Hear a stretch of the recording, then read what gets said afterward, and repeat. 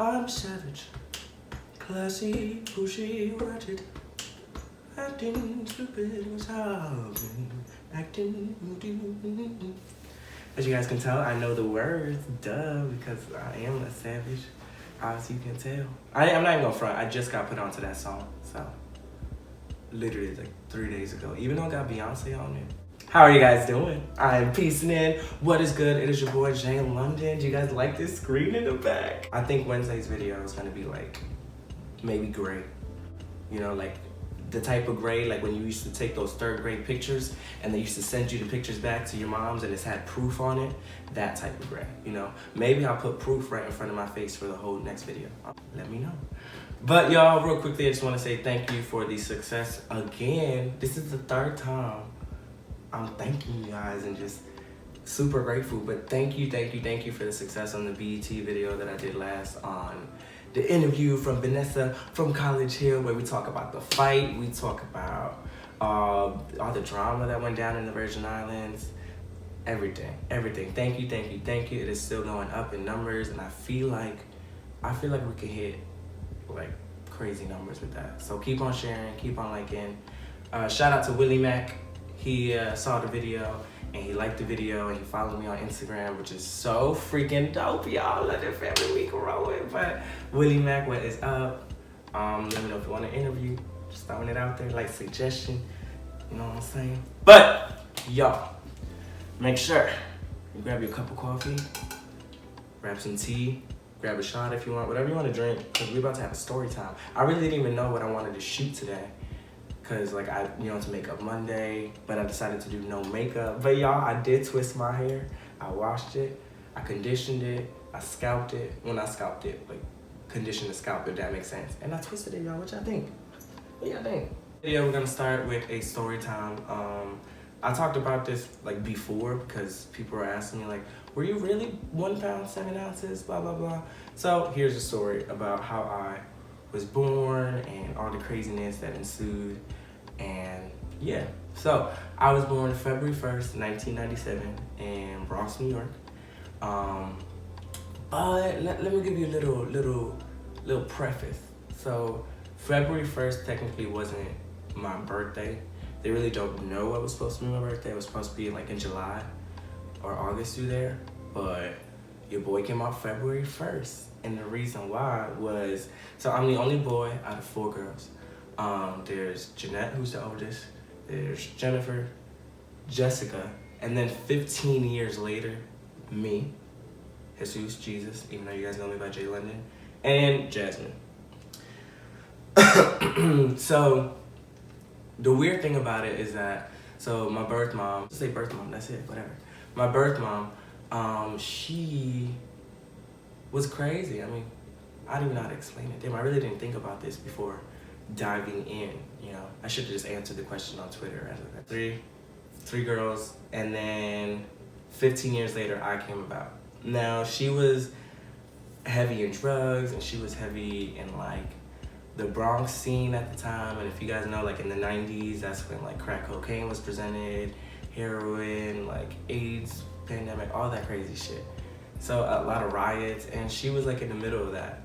I still hadn't really like sat down and talked to her face to face to be like, what happened? Or these are just stories that family members or family member friends have told me throughout my life, you know?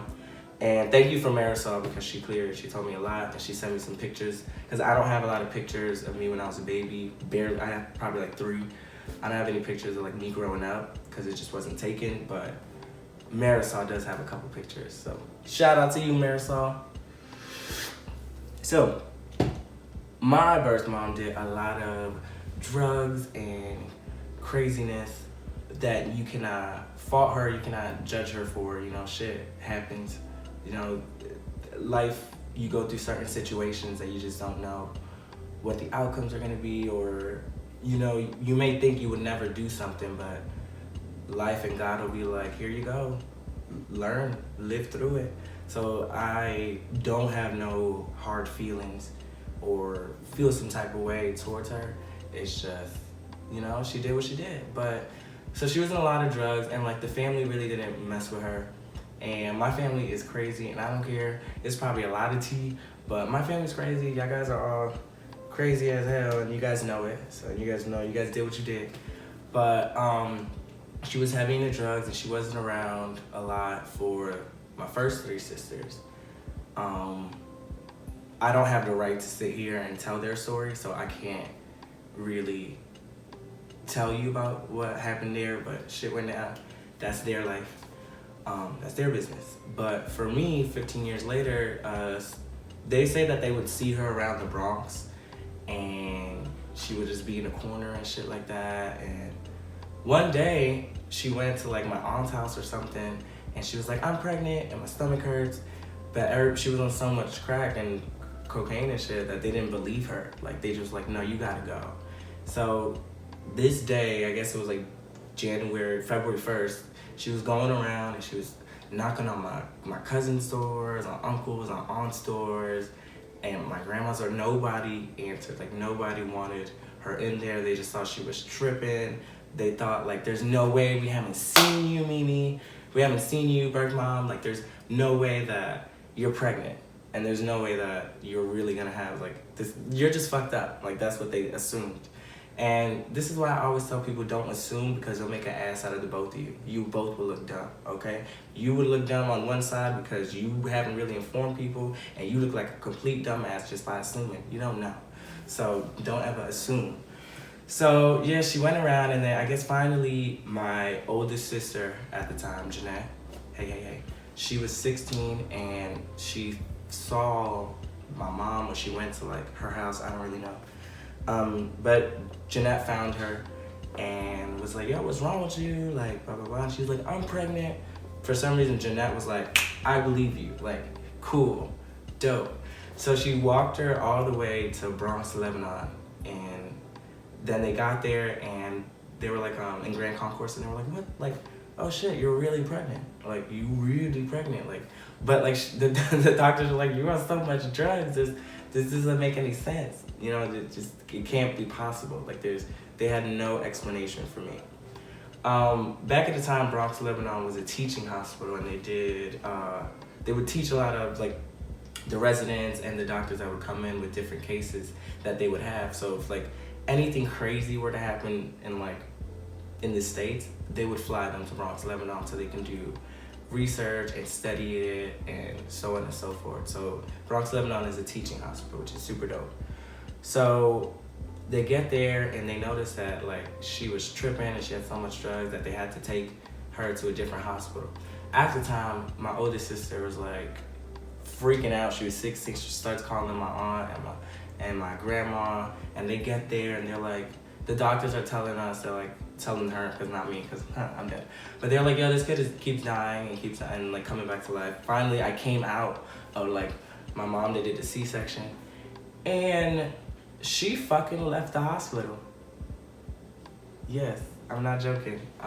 She had so much stuff in her system, crack and drugs and other shit, heroin, that she left the hospital. Like, she literally abandoned me and just fucking dipped. Like, I just really want to know how your vagina healed up. Like, how, girl, you crazy. But anyways, that's besides the point. If you guys see me laughing, that's how I deal with shit. I just smile a lot. I think it's funny. It's not funny. I know. But yeah, so she left the hospital. My little sister was there, and they were like, this kid keeps dying, because when I came out, I was 1 pound, 7 ounces. And then your boy dropped the 1 pound, and I was only 7 ounces. So I was literally 7 ounces of baby. And at the time, I was 5 months or 4 months. I wasn't the full term of 9 months. So I was dead, and I was alive, and I was in a coma. So that means like you're dead. I was dead for a while. And the doctors kept telling, my grandma finally got there, and they were like, well, either like there's no point of adopting this little fuck because he's gonna die. And like for some reason, my sister and my grandmother kept saying like, no, he's not gonna die. And like they had to figure out like adoption and so on and so forth. This is where it gets kind of weird, you know. When you adopt someone in New York, in the Bronx at the time, any kid back in the day, I'm not sure if it's still like this, but you do get a check. And then I was considered a disability, so you get a higher check. So my family swooped in real quick and got me. But the thing was, I was in the NICU in the hospital for a long time. Half of it I was dead, half of it I was alive, but I'm practically man-made. My legs weren't formed, my ears weren't formed, my arms weren't formed, and the only thing was like formed was like my head and my body. Other than that, like I had no fingers, I had no ligaments, I had no toes, I had nothing. Here's some pictures. I grew up out of that. I did therapy growing up. I couldn't walk straight.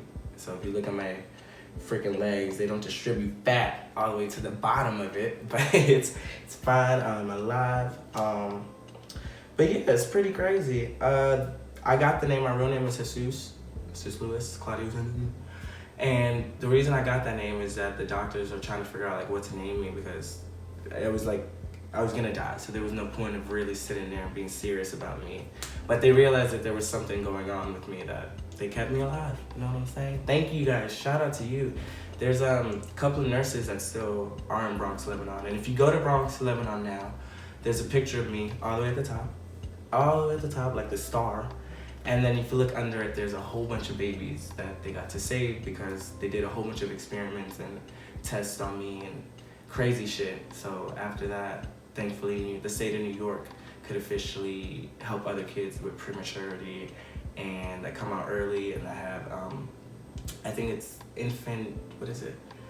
fertile infant system, something with like the alcohol, so on and so forth. So I could pat myself on the back and say that, thank you, crazy birth mom, because, we impacted lives if you really think about it. We save people. I am gonna take a trip up to the Bronx because I was talking to my grandma, and she was just saying that there was a nurse, an Asian nurse, that would every year when they would take me back for checkups, they would be like, yo, like, because I have a crazy immune system. I don't get sick. It's crazy. Like when I can't really donate blood because it's a weird mixture. So I had to do a lot of checkups growing up and stuff, and the doctors would always be like, damn, like, look at his teeth and look at this and look at that. But I think it's pretty dope. I think it's pretty cool. The reason I wanted to share this story was that I had some questions. A lot of people were questioning me about it, and you never know what people go through in life or what they went through. Or, after that, I got adopted finally in 2001 by my grandma, who she had to go through the foster system and so on, and finally she adopted all of us. And I've noticed that, especially me dealing into the young caregivers, which I'm about to have a website for that, youngcaregivers.org. So wait out for that. I just do everything on my phone, so it just takes a little bit longer than most people, but I'm still gonna get it done. It's fine. We're about to have a website. But I wanted to share it because there's a lot of angry kids, and parents do stuff to their kids, like give them up for adoption. Or I just want you to know, I don't know what your story is, but don't take that anger and that hatred to your heart for the rest of your life. Because I remember back in the day, I used to be so angry, like I don't know my dad, I don't know my mom, I don't know this, I don't know that, I don't know where I come from, my ancestors, so on and so forth. But we are alive. We've got a healthy ass body, we've got a healthy ass mind, we got food in our stomachs, we got a roof over our head. What is there to be mad about? I understand what it is, and like at the end of the day, I have to take this advice myself, because I do catch myself being mad at certain situations that I can't control. But you gotta realize, be grateful that they gave you up. Be grateful that you are a part of the foster system, you are a part of that small group, because they try to get you to have a better life with a different family, with a different people who could actually take care of you better than they could have. Because if you really think about it, and if you know anything about your real parents, you look back at it, and what if you were raised with that? What if you were raised with the hardship? What if you were raised in the hood and going in and out of jail, all this crazy shit? You wouldn't want that. Half of you guys don't have kids, and probably won't have kids for like the next 10 years. But when you start, I don't even have a kid, but I do have a godson and my godchildren that I do care about. So I think those are my kids. But I realize that when they get older, you want them to have the best in life. You want them to have everything that you didn't have. So if you have to sacrifice and give that kid up for adoption so it can have a better life, do it. And there is a thing as open adoptions. Like open adoptions when the real parent could go and visit the kid throughout the years and check up on them and so on and so forth. And there's closed adoption that you can't have any contact. Definitely, especially for the new people who are gonna have kids right now and the young teenagers. I see so many teenagers wanting to have kids. Don't think the moment is gonna last forever. That small moment that you're like, yes, I'm pregnant, I'm gonna have a kid, blah, blah, blah. Really think about it, you know. See if you can give them the future that you wanted to give them. But if not, that's why that thing is there. So thank you, foster system. Thank you, adoption and all that shit. You guys are dope. I wish we had a better foster system because in those homes, it's intense. There's so many kids and there's so many different characteristics. And there's probably just one fucking TV, you know? That's why I love music videos and so on and so forth, because I would watch that. There's so many people in one house, and yeah, it's weird. That's another story for another day, but be grateful for what you got. And the only thing that you can control, and Vanessa said this in my last video, the only thing you can control in your world or in life is your breath. So make sure you're breathing in and you're breathing out, and knowing that is the only thing that you can control, and only you. Everything else in life, look at it, evaluate it, be grateful for it. It's a lesson, because everything that you go through in life is a lesson. You gotta learn from it. And keep on rocking, keep on pushing. God will give you your answers. Don't be mad. Hatred does damage to the person that's stored in it, and I'm telling you this by experience. I'm done with hatred. I'm done with not having certain answers, because I know God's gonna give them to me. Hopefully, yeah, in the future I can have a relationship with my birth mom, and she was in our lives. She would come in and out, in and out. For my memory, for me, I remember the first time I met her, I was 7, and she brought me a scooter to my sister's house in Pennsylvania. And that's the first time me ever meeting her and being like, oh, that's your mom. Oh, cool, dope. So I don't want you guys to think she's like a crazy person, she's a bad person. She was there, you know, but she wasn't there, you know. It's a lot of family craziness that ensues in it too, that I'm not gonna get into, so don't ask me about it. Don't ask me any crazy questions.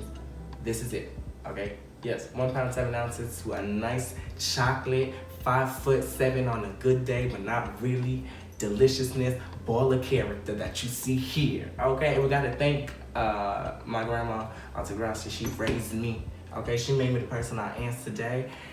And yeah, I mean, I'm kind of just like her if you really think about it, which is kind of scary. You really do turn into your parents. Like, you really start doing crazy shit. Like, I just caught myself yelling at my roommate because the door was open and I felt like the AC was going out. What the fuck? What? You trying to lie? Yeah, I was born, Bronx, Lebanon. Adoption, 1 pound 7 ounces. I think I hate everything for today. I really just didn't know what to talk to you guys about, and I remember these like couple people asking me about it and being in shock that like I was so small. And yeah, thank Bronx, Lebanon. You know, I'm half biotic. Really think about it.